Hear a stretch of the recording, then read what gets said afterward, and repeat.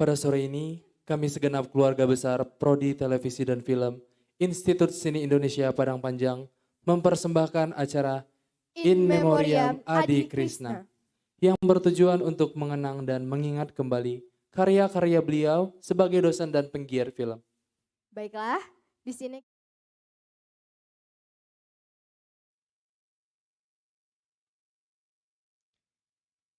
Pada sore ini, kami segenap keluarga besar Prodi Televisi dan Film Institut Seni Indonesia Padang Panjang mempersembahkan acara In Memoriam Adi Krisna yang bertujuan untuk mengenang dan mengingat kembali karya-karya beliau sebagai dosen dan penggiat film.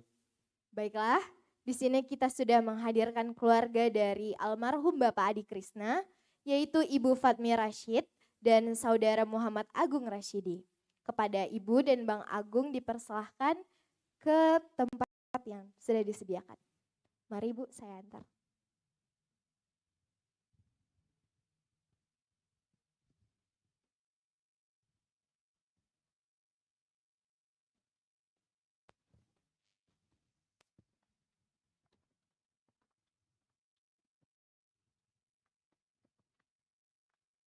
Silakan duduk Ibu.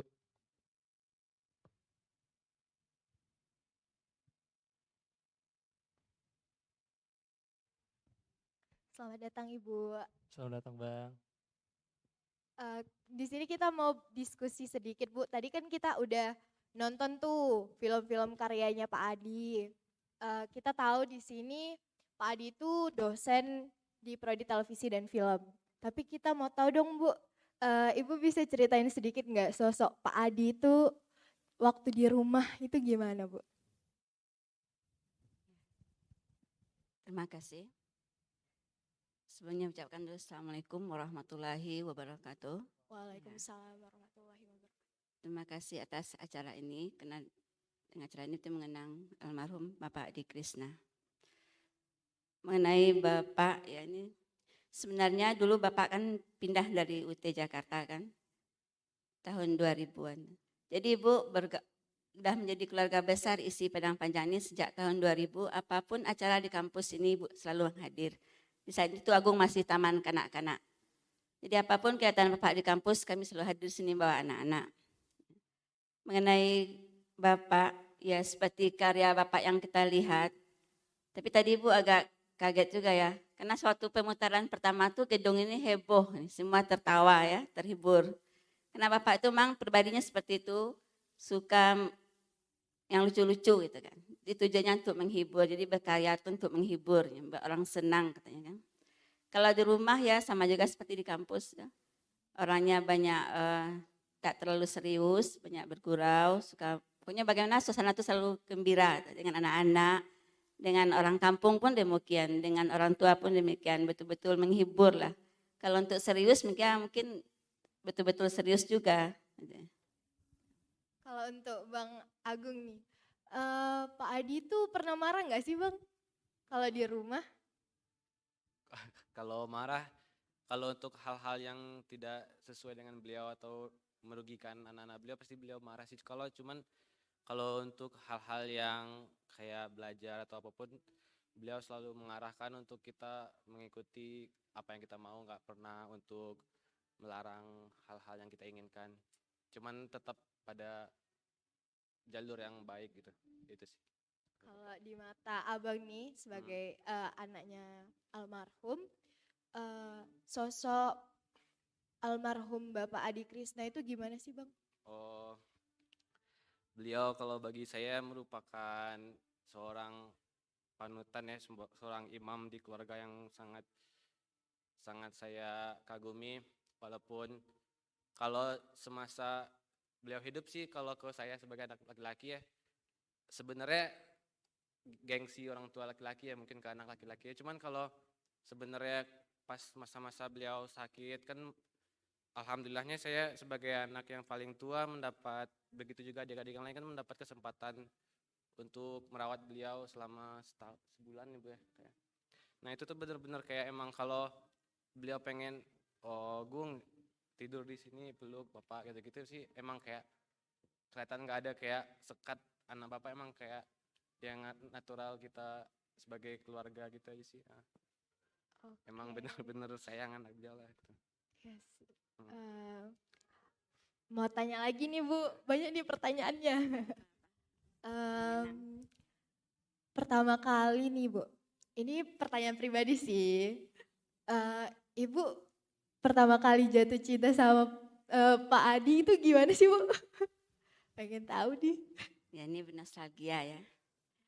Waktu itu tahun 1995 tuh bulan Desember. Bapak tuh kan udah telat menikahnya tuh di Jakarta kan. Ibu di kampung baru tamat kuliah. Kebetulan bapak ini mah nggak punya pacar, dia nggak suka pacar. Malah ada cerita bapak kan kalau ada temannya mau mengenalkan dengan perempuan tuh udah mulai gelisah itu. Karena lihat di Jakarta itu kan macam-macam lah watak wanita kan, lebih berani. Kadang-kadang sudah malam minggu tuh diajak kafe yang dimintanya tuh minuman bir gitu ya kan. Jadi bapak tuh dia memang nggak punya pacar, dia nggak grogi dengan perempuan kali kan. Jadi pada saat itu mungkin orang tua bapak tuh udah ingin menantu, malah ibu bapak tuh udah malu pergi pesta di kampung. Karena setiap bertanya kan kalau menikah juga kalau menantu juga kan.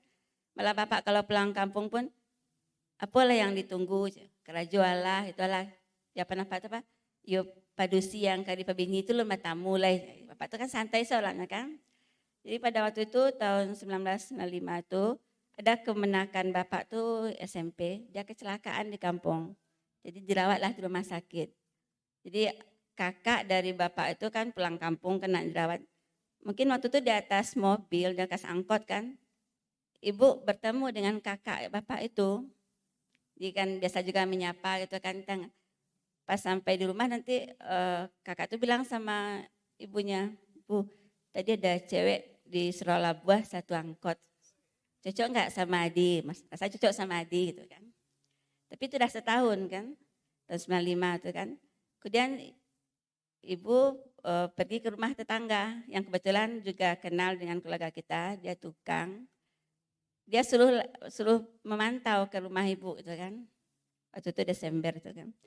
Jadi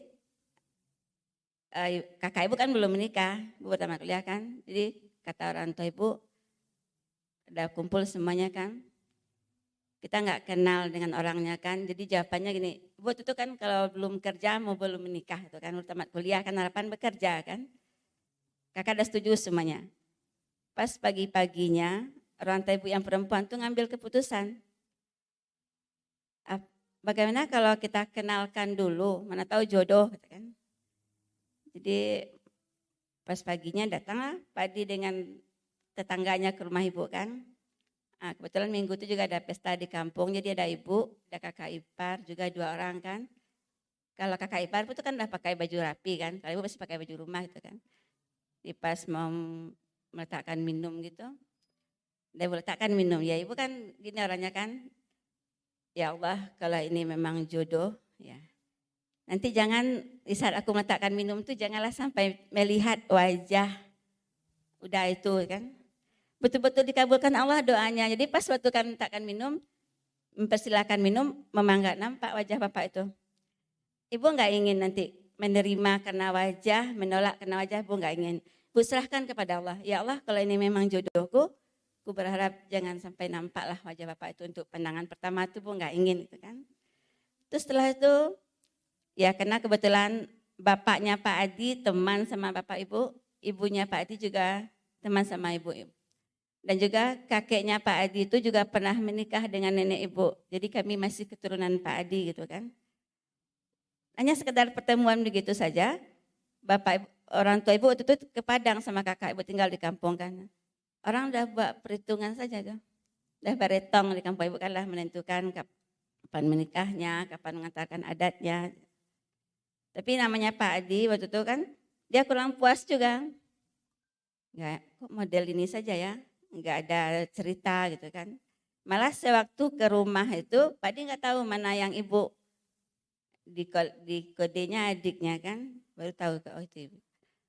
Jadi malamnya bapak 2 hari setelah itu Pak Di datang lagi ke rumah, ya ketemu sama adik orang tua ibu, ingin ngajak ke jalan gitu kan. Ibu minta izin dulu sama bapak kan. jalan-jalannya kemana jalan gitu kan. Kampung dah enak lah sama, kan ada istiadat kan masih tinggi di kampung kan. Akhirnya dibuatlah keputusan ke Padang aja, ke tempat saudara ibu kan. Dan kami naik mobil, Badi mau jemput ke rumah, ibu nggak mau, nggak usah, nanti kita janjian aja di Aur Kuning, gitu, bukan di tempat Padang. Nah kebetulan ada angkot lewat depan rumah ibu malas naik kan. Kiranya nanti pas angkot tuh sampai di Suralabo, dia balik lagi karena penumpangnya sedikit kan, dia balik lagi ke kampung ibu. Ternyata ibu naik, ternyata Pak Adi dah di atas angkot. Jadi nggak jadi janjian di Aur Kuning, dah sama satu angkot, terus ke Padang. Nah sampai di Padang, Bapak Adi ini orangnya entah sangat romantis mungkin ya, karena nggak pernah pacaran juga, ibu juga nggak punya pacar kan. Sampai di pasar raya, ibu dibawa aja ke toko emas langsung dibelikan cincin. Itu dipasang aja, orang toko emas pun kaget melihatnya kan. Langsung Bu. Iya. Itu pun ya langsung jadi waktu toko emasnya di pasar raya tuh, udah beli pasang. Terus ibu pergi ke Padang, Ulu Gadut, tempat orang kakak ibu kan. Nah sampai situ dah biasa-biasa. Dah ketemu orang tua, dah silaturahmi kan, tas pulang lagi. Udah mikir bagaimana nih jalan sama orang yang selama ini Jakarta, ibu kan nggak pengalaman juga kan. Ya biasa-biasa saja seperti itu kan. Sudah nikah tahun Juni, 22 Juni 96. Ya, ibu ke Jakarta. Nah, ibu betul-betul nggak kenal ya. Malah ibu membayangkan nanti kalau nikah sama bapak kan kerja di kantor kan. Ini pasti banyak acara kan, yang ibu-ibu kan, ibu-ibu dan wanita, nanti kan ibu juga nggak suka. Ini repot nggak ya? Ternyata di kantor bapak itu orangnya santai kan, dia di LP3 BUT, lembaga bahasa kan. Jadi ada istri, ada anak itu dibawa ke kantor. Jadi kekeluargaannya bagus itu kan. Makanya kebiasaan itu dibawa ke sini. Jadi kalau ada acara di kampus pun ibu datang ke sini. Malah dari Jakartanya seperti itu. Keluarga ikut, bawa anak silakan kan, santai orangnya. Ke kantor juga pakainya santai saja, karena bapak tuh memang orangnya seperti itu, santai, penampilan tidak nomor satu. Nah, kapan cintanya itu ibu nggak tahu juga ya. Yang penting karena itu dah jodoh kita terima apa adanya, kita hidup bersama, maka inilah bukti cintanya. Diberi anak 4 orang, yang terakhir tuh meninggal umur 22 bulan.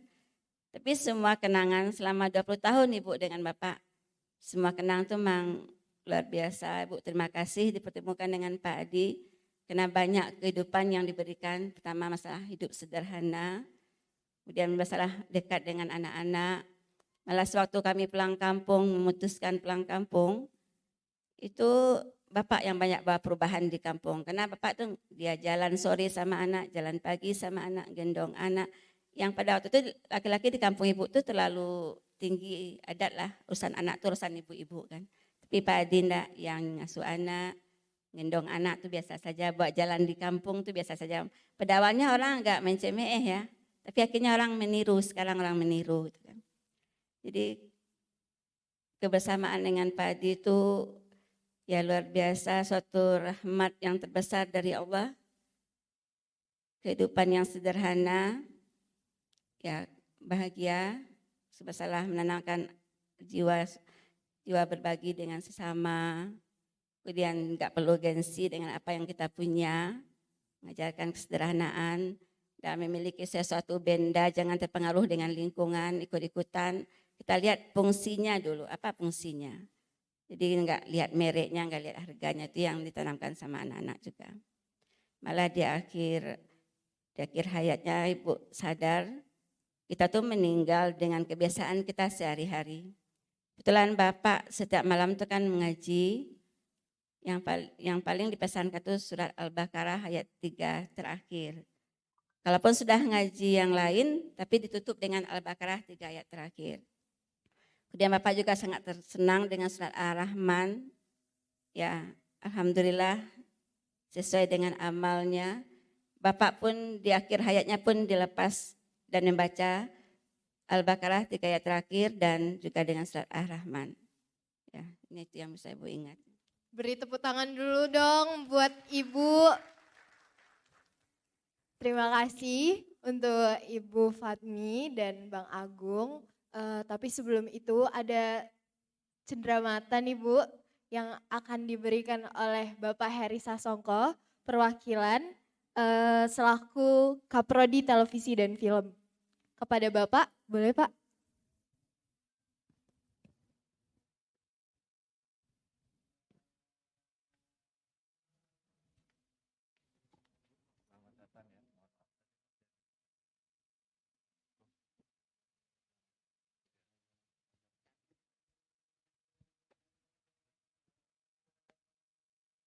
Inilah dia cenderamata dari Bapak Heri Sasongko, SSN MSN.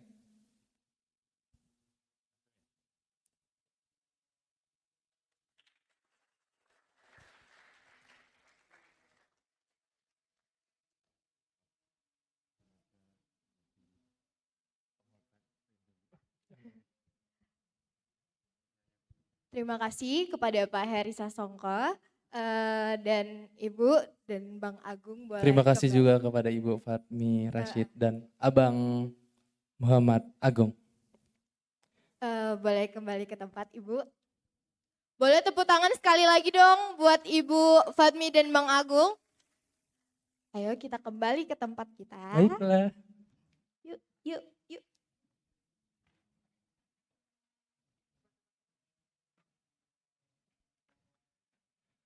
Baiklah, itulah akhir acara pada sore hari ini. Diingatkan kembali, kita akan melanjutkan acara pada hari ini pada pukul 7 malam nanti sebagai Hari Perayaan Film Nasional. Demikianlah acara kita pada sore hari ini. Terima kasih atas perhatian, mohon maaf atas kesalahan.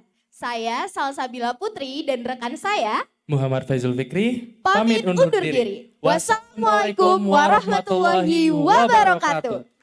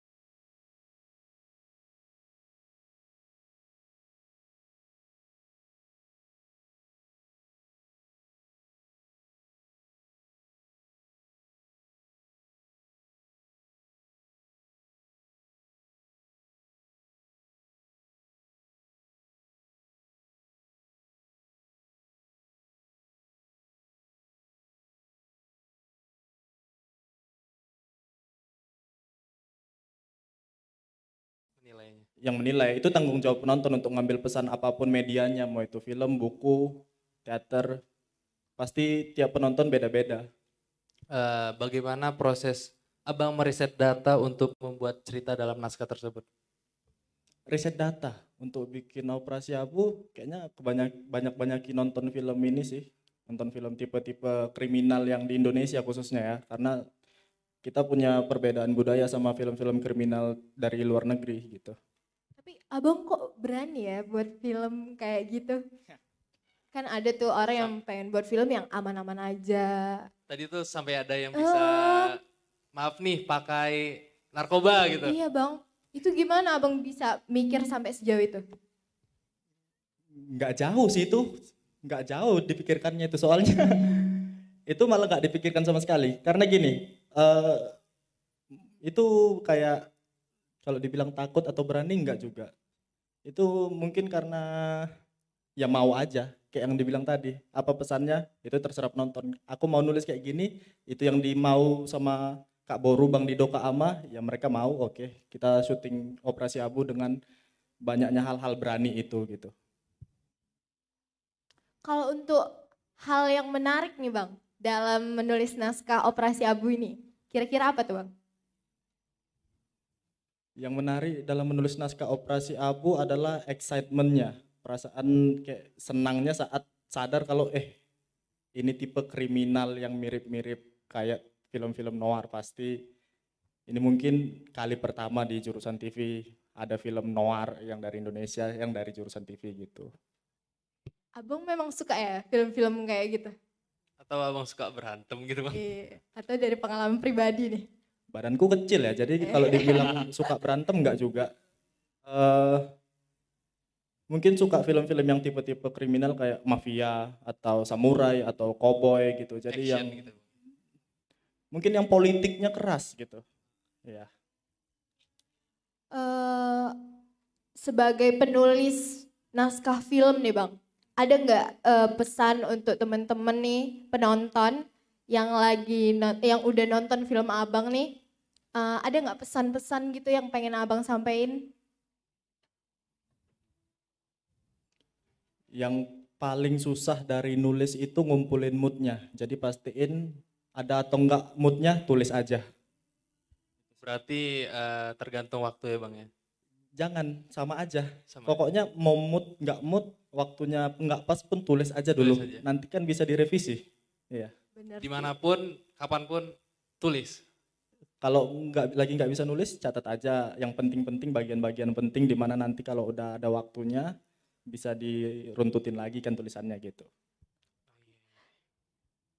Oke, terima kasih untuk Bang Dirga Mahriza SSN atas diskusi kita tentang film Operasi Abu. Terima kasih Bang. Sama-sama. Oke. Terima kasih bang. Sama-sama. Abang bisa kembali ke tempat. Oh iya. Terima Dadah. kasih. Tepuk tangan sekali lagi yang lebih meriah. Lagi dong tepuk tangannya. Sampai kebas. Udah cukup. Bercanda.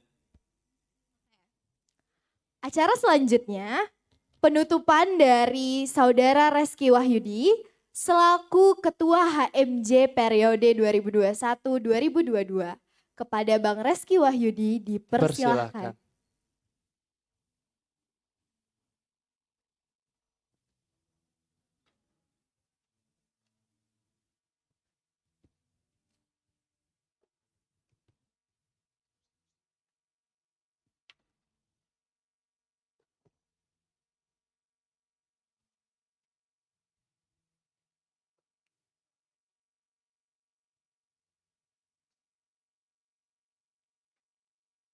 Assalamualaikum warahmatullahi wabarakatuh. Yang terhormat Bapak Kaprodi Televisi dan Film Institut Seni Indonesia Padang Panjang.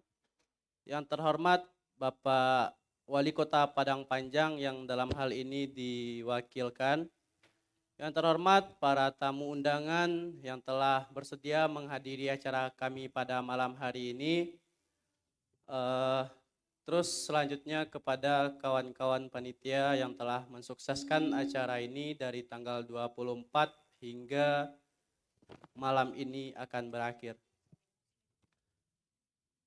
Pertama sekali saya ucapkan terima kasih banyak kepada Fakultas Seni Rupa dan Desain yang telah menyetujui dan mendukung program yang dirancang oleh HMJ Televisi dan Film ini hingga sukses hingga hari ini. Kemudian terima kasih kepada Bapak Heri Sasongko yang telah membimbing dan menunjuk ajari kami hingga acara ini berlangsung hingga pada malam hari ini.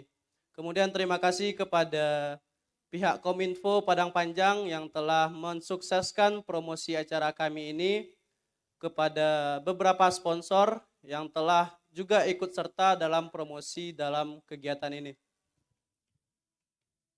Pada malam hari ini kami mengadakan malam puncak pada kegiatan Minang Screening yang telah berlangsung dari tanggal 24 Maret 2022 hingga pada malam hari ini di tanggal 30 Maret 2022 yang bertepatan dengan Hari Film Nasional yang ke-72.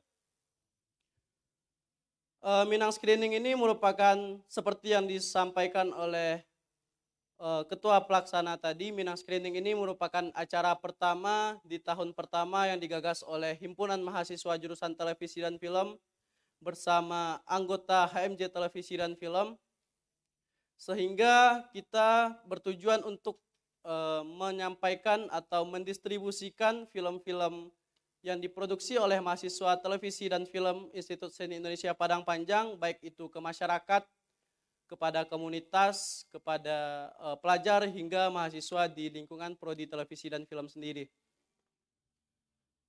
Harapannya yaitu ketika kami mengadakan Minang Screening ini, kami ingin berdasarkan dengan tema menyingkap tabu dalam gelap tadi, kami ingin mengedukasi masyarakat, mengedukasi komunitas-komunitas film, masyarakat, mahasiswa hingga siswa-siswa sekolah untuk mencari hal-hal edukasi dalam hal-hal tabu yang jarang dibicarakan oleh masyarakat. Karena bagi kami di dalam hal-hal tabu yang emang tidak boleh dibicarakan oleh masyarakat itu tuh mengandung beberapa hal-hal edukasi. Sama sepertinya ketika kita membicarakan hal-hal pelecehan seksual, maka orang-orang seperti ingin menutup telinga gitu loh. Apalagi masyarakat yang emang masih kurang dengan edukasi-edukasi tersebut akan merasa sangat bahwa hal-hal tersebut bakal merusak. Padahal sebenarnya ketika kita melihat dari sudut pandang ilmu pengetahuan, maka kita akan menemukan beberapa edukasi yang akhirnya akan bermanfaat bagi seluruh masyarakat ini. Kemudian sesuai dengan amanat Undang-Undang Dasar, yaitu media pertelevisi dan film adalah bertujuan untuk mencerdaskan kehidupan bangsa. Maka dari itu kami ingin film-film di mahasiswa televisi dan film memiliki banyak pesan-pesan dan pesan-pesan moral yang ingin disampaikan masyarakat, namun kemudian hanya mentok di pemutaran di kampus ISI Padang Panjang. Oleh karena itu kami ingin membagi beberapa segmen di Minang Screening ini termasuk ke masyarakat luas. Yang kemudian mungkin tadi udah disampaikan oleh Ketua Pelaksana juga bahwa kita pemutaran di luar itu setelah pemutaran film kita mengadakan diskusi atau pemaparan materi dari beberapa narasumber sesuai dengan tema-tema harian tersebut. Untuk kegiatan Minang Screening ini merupakan hari atau tahun pertama yang dilaksanakan dan kami tentunya sangat memahami bahwa acara ini sangat banyak kekurangan, acara ini sangat banyak miskomunikasi baik itu antar panitia, panitia ke Prodi Televisi dan Film, panitia kepada Fakultas Seni Rupa dan Desain, hingga panitia kepada masyarakat luas seperti Kominfo Padang Panjang, kepada pihak Pemda Kota Padang Panjang dan beberapa pihak yang kami undang dan minta untuk mengikuti kegiatan ini. Kemudian pada kegiatan ini juga kami turut membangkitkan semangat UMKM lokal di Padang Panjang, di mana kami juga ikut bekerja sama dengan beberapa UMKM seperti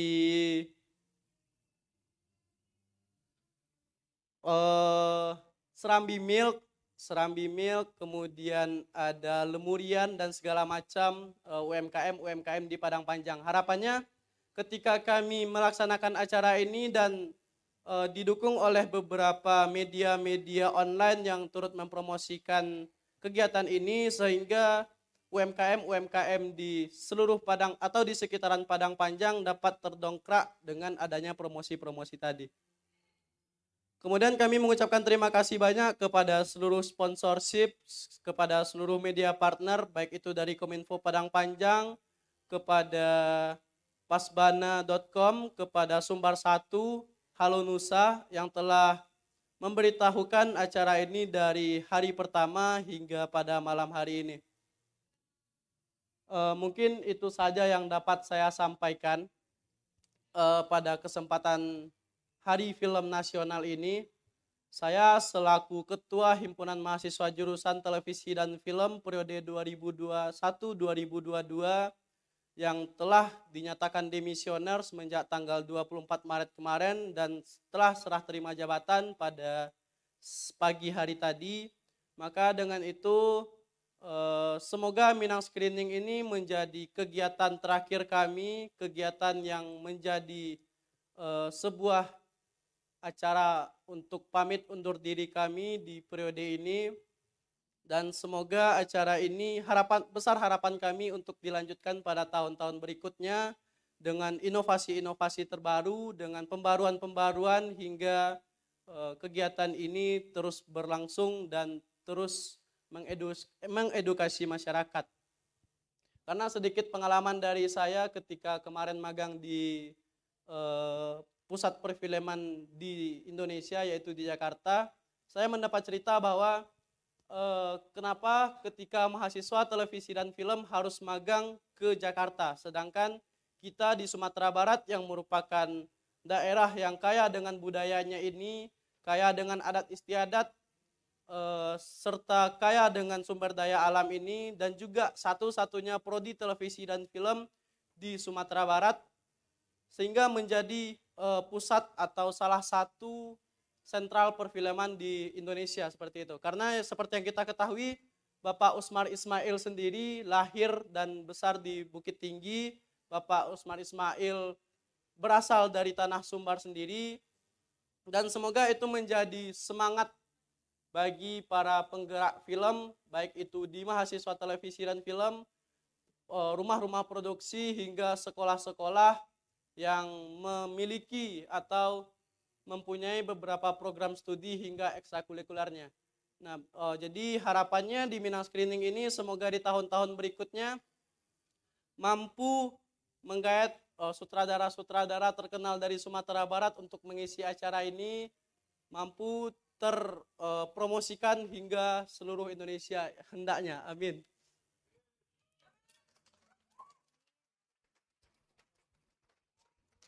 Mungkin itu saja yang dapat saya sampaikan.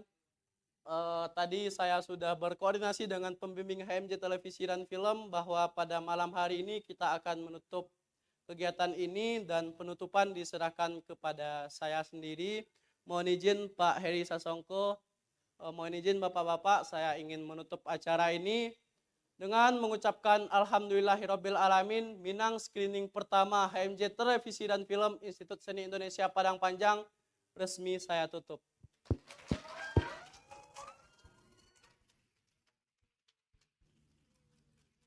Sekian yang dapat saya sampaikan, saya kembalikan ke MC. Wassalamualaikum warahmatullahi wabarakatuh. Waalaikumsalam warahmatullahi wabarakatuh. Terima kasih kepada Bang Reski Wahyudi atas kata-kata penutupannya. Acara selanjutnya adalah penampilan orkestra dari Ensemble Asmodes, sekaligus menjadi akhir dari acara kita hari ini. Acara Minang Screening ini disponsori oleh Kerang Keju Mahya, Harka Coklat, Lemurian Beverage, Aiko Cookies, Serambi Milk, Pizzeria, Oppo, Sako Academy. dan Kopigo. Demikianlah acara kita pada malam hari ini. Saya Salsa Bila Putri. Dan saya Muhammad Fazul Fikri, Pamit undur diri. Wassalamualaikum warahmatullahi wabarakatuh.